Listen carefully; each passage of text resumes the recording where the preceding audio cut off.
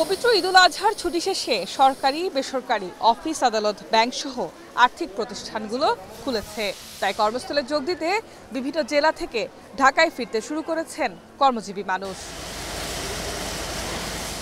Train, বাস ও লঞ্চে করে অনেকেই ঢাকায় ফিরছেন। বিশেষ করে নিরাপদ যাতায়াতের মাধ্যম হওয়ায় ট্রেন পথে যাত্রীদের ভিড় ছিল বেশি।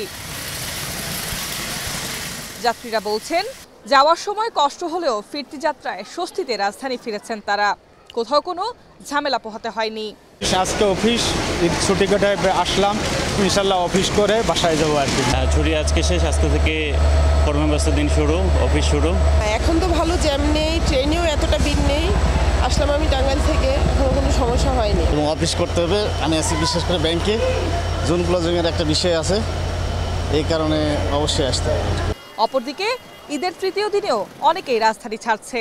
বিভিন্ন কারণে ঈদে বাড়ি ফিরতে না পারলেও স্বজনদের সঙ্গে ঈদ পরবর্তী আনন্দ ভাগাভাগি করতে যাচ্ছেন তারা।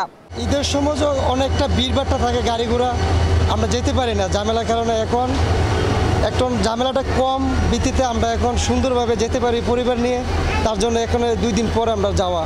ঈদের টাইমে যানজট থাকে তো, তাই জন্য যাওয়া হয় না। ঈদের পরে যানজট কম, তাই জন্য যাওয়া হচ্ছে। এদিকে সকাল থেকে মহাখালী বাস টার্মিনালে ঢাকামুখী মানুষের ভিড় দেখা গেছে।